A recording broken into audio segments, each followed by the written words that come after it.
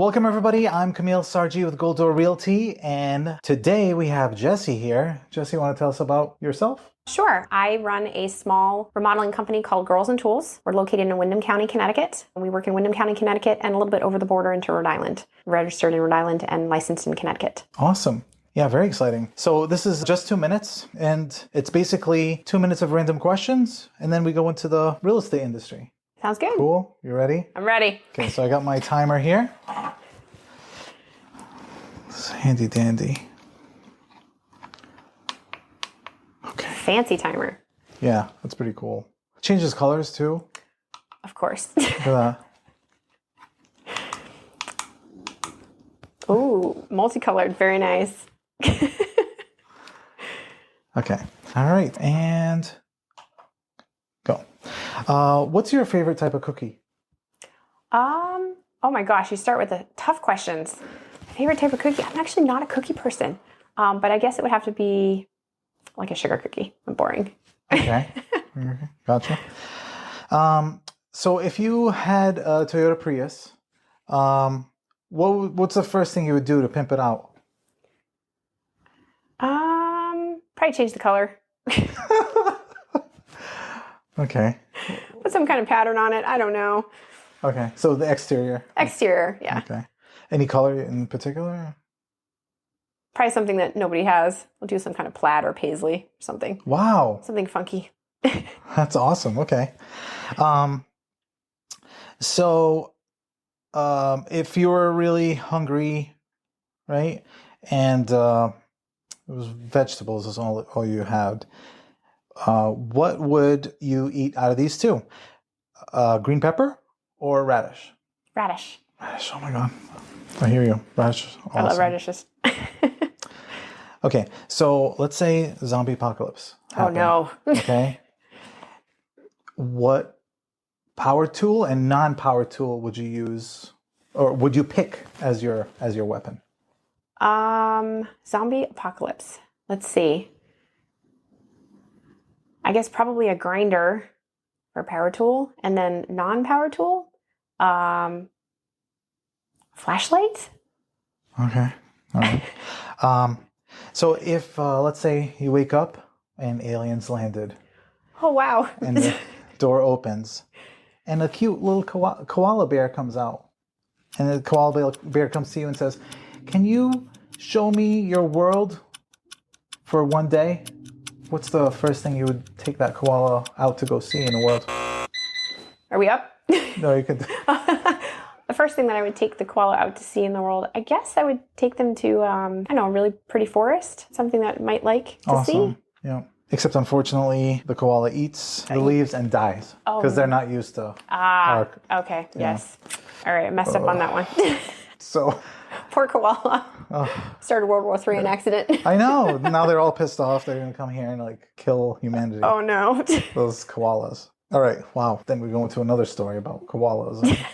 Then koalas on Earth are going to be what protects us from these alien. Oh my God. Okay. Anyways. You have to write a whole book. So Jessie, I'm super excited to have you here because you have a really, really unique business. Girls and Tools. Yes, that's us. Oh my God. So I'm really curious, how did you first start? Well, actually, let's go back in time. When did you start doing home improvement and that type of work? So I started, it was 20. So I had bought a rental property. My dad helped me purchase a rental property, and it was really, really bad shape. So he came over every weekend and would help me fix it up. And so that's how I got into it. I got thrown into the fire, so to speak. My dad showed up and be like, "Okay, we're going to do electrical." I'm like, "Okay." "You're going to do plumbing." "Okay." "We're going to do hardwood floors." "All right." And I just ended up loving it. So I started, in my early 20s, and then I would do work for friends and family. And I bought a couple other houses, got some other rental properties. And then I quit my day job in 2010 and started Girls and Tools. And we've been kind of going from there. That's awesome. Yeah. And then a year and a half ago, or just about 2 years ago, we started scaling. So I got my first office manager and an office, and now we have a showroom in Danielson. So we just opened up a month and a half ago. So what's in the showroom? So we're not finished. We're half finished. We have a lot of displays that kind of can show clients all the different kinds of things that we do. So we have a decking display with all kinds of different railings and different colored decking options. We have a hardwood flooring display that shows different kinds of stair treads and different colors and different spindles and balusters and railings. And then we have several tile displays. So it shows all kinds of different kinds of options for walk-in tiled showers, or tiled shower surrounds, or flooring, and a couple different, there's shower doors. And then we have an accessibility area as well that shows off different kinds of grab bars, different kinds of shower seats. We have heated tile flooring, the little display that people can put their hands on, and we have an anti-slip display as well. So people can see that there's actually products out there you can apply to tile that make them anti-skid. And all this fits in your place? Yeah, it's not big. I think we're like, it's like 1,200 square feet. And still, it's not big and you can fit all those things. We fit all those things. Yes, we did. Yeah. And we still have 2 areas that we have yet to get up and running. So, and we do have 2 kitchenette displays as well. Our kitchen cabinet display is not up and running, and our tile backsplash display is not there yet, and our flooring, our full tile displays are not there, but we are working on it. So we have a nice corner section that says coming soon. Wow. Yeah, I'm always interested because I love process and simplifying process. How'd you guys decide or come up? You were brainstorming things to build in as far as samples and. So basically I was trying to think of all the things that we've had clients want from us and also the different price points, because we are in the poorest area in Connecticut on Windham County. So we do high-end jobs and we do a lot of low-end jobs and a lot of middle ones in between. So I was trying to make sure that the showroom kind of encompassed all of that. So somebody could come in and they want to see a marble tile display. We have a corner shower, beautiful marble display with a $2,000, beautiful half-inch glass door, all high-end fixtures, gorgeous. We also have the $600 Lowe's, walk-in shower with the $400 sliding doors. So we tried to make sure that we had options for different price points for all the clients that we normally, service. Awesome. So in the beginning, how many people were helping you? So in the beginning, it was just me. And then I had on and off through a couple years, I had some workers that would work with me for, 6 months to a year. And then really I decided I was getting too busy, and I had 2 kids. I had my first kid and I needed help. So I ended up getting through Reba. Ron helps me like a business mentor.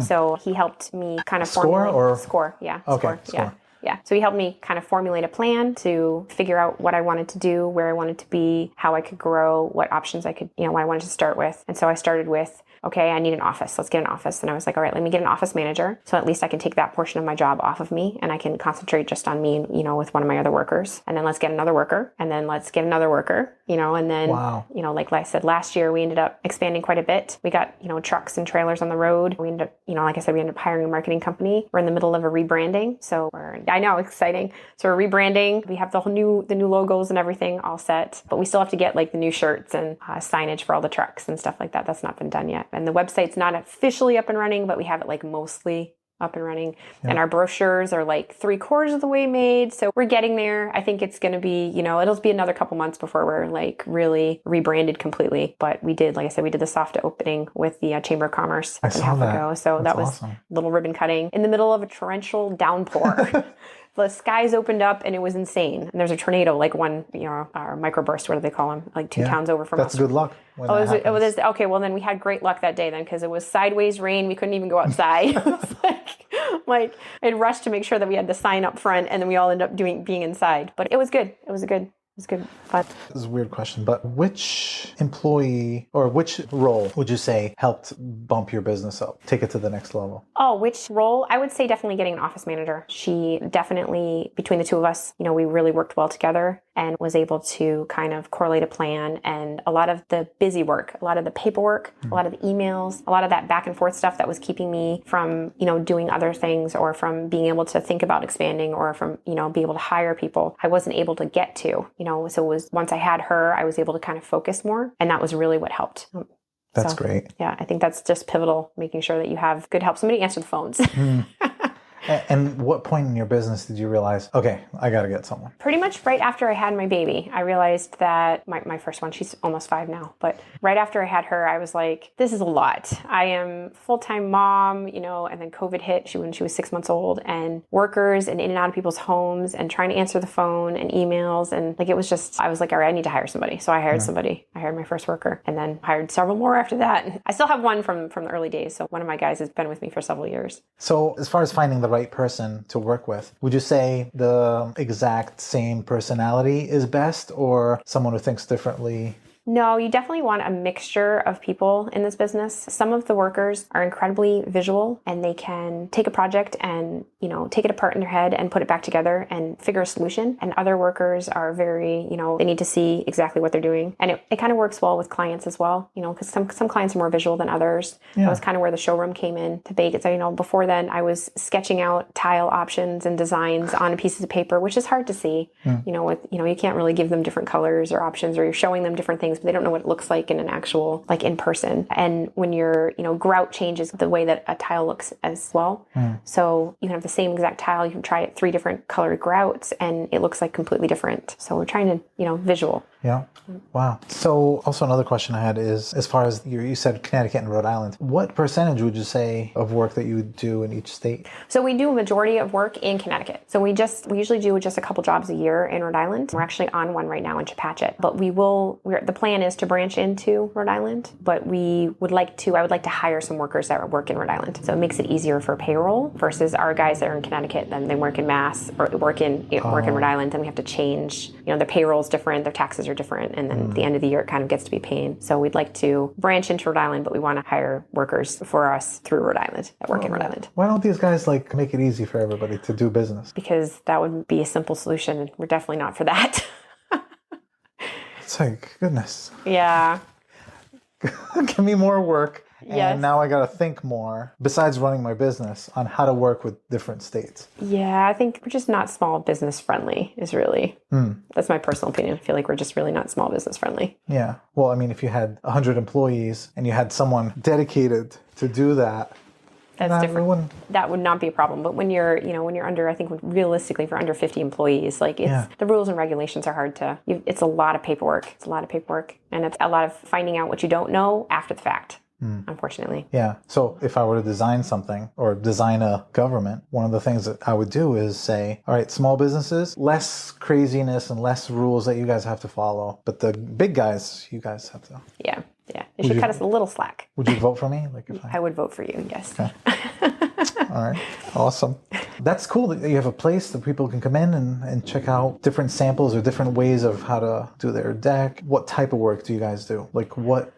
So our main work is interior. We do interior and exterior remodeling, but we don't do new builds. So we won't build a whole brand new house. We will do a small addition. And then we do a lot of accessibility, or taking a bedroom on a first floor and turning into an ensuite with a bathroom for age in place clients. We do a lot for age in place clients. Yeah. But we do bathrooms, we do kitchens, we do a lot of flooring, we do painting, windows, doors. So pretty much everything. We don't touch roofs, but everything else. And then plumbing and electrical, you subcontract? We do sub out, for plumbing and electrical. The goal is hopefully within the next couple of years to hire in-house for that. But right now we have a great couple electricians and a great couple of plumbers that we've been using forever. And so we just give them the work as the jobs come in. Yeah. Yeah, it's tough to find them, but when you have a good one, you keep them. So we keep ours. That's right. Yeah. You have to have a good relationship and trust between both. Yes. All right. So this is the tougher side, because majority of handy person people. Have you sensed any type of sexism running your business? Yes and no. So when I first started, I think I got a lot more pushback than I do now. I've been established. I've been in business for 14 years.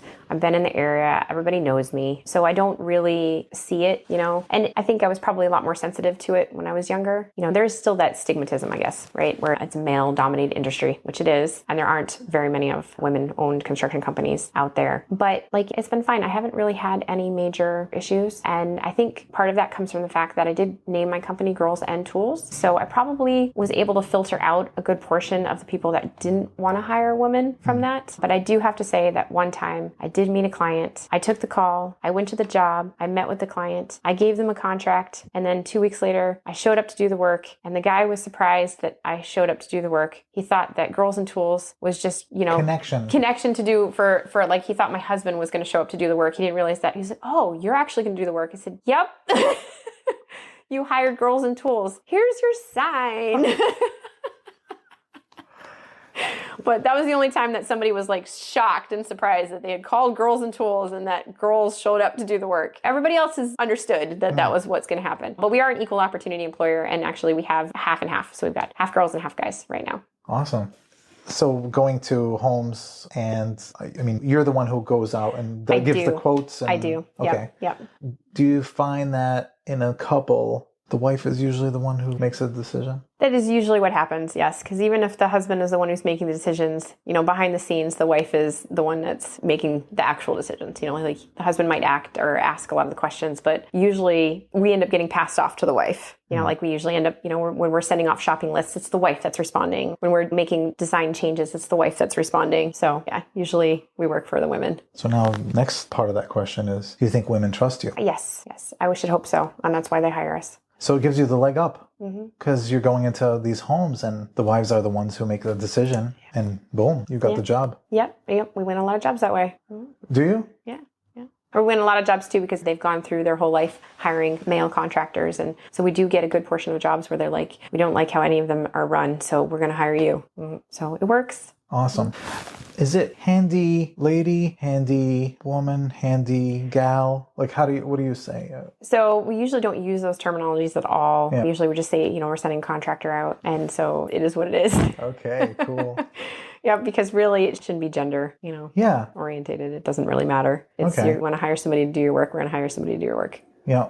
Contractor. Okay, that's contractor. Cool. Yeah. Because handyman is like the word. It is the word. And you use handy woman, I feel like that's not really, and we don't do a ton of handyman stuff anyways. Most of the stuff we're doing is what is remodeling. Handyman stuff? Anyways. Well, handyman stuff is like hanging pictures or... Pictures? Hanging pictures. Yep, hanging pictures, frame pictures. Yep, hanging that kind of stuff. Or taking care of, maybe you've got a latch that's broken on a window or you want shades hung up or like the small little jobs. Like you've got a faucet that's leaking. Like that's handyman. Like okay, small, I'm never going to call a things. handyman because, my work is, I need window put in. Yeah, exactly. So you're going to hire somebody who, you're going to hire a contractor. Yeah, you can hire a contractor. Yeah.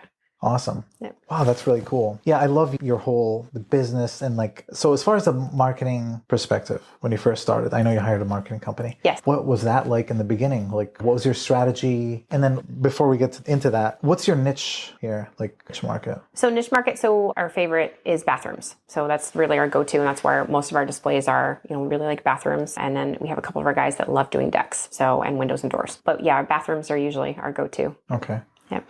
All right. So now the marketing, how that whole thing, and how did you come up with the name and all this?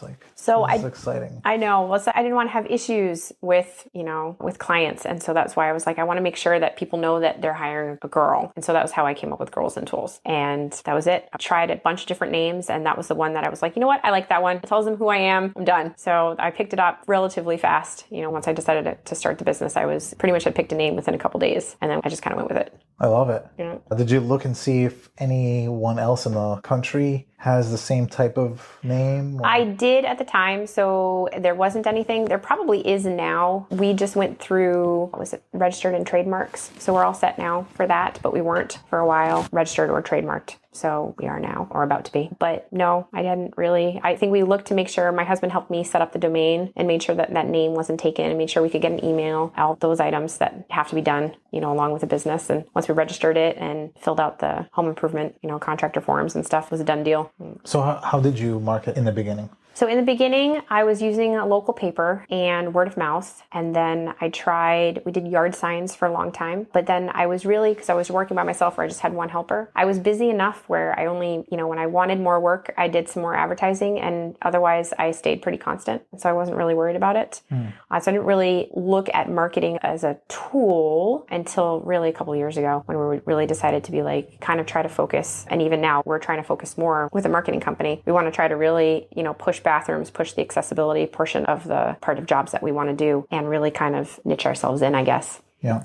Kind of refocus. So that's our goal for the next year or so, is to kind of really refocus. You know how my dad finds contractors? He's a genius. I love it. What does he do? He drives down around the neighborhood looking seeing people on ladders and stuff. And then he pulls over. Hey, you, the one that's working, doing, on the ladder or whatever you're doing. Stop what you're doing and come here and talk to me.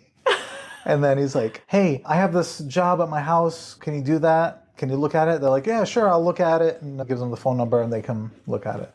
So that's how he does. How's that? So he finds a real local. He doesn't bother with anything. No reviews online, no nothing. Okay. It's amazing.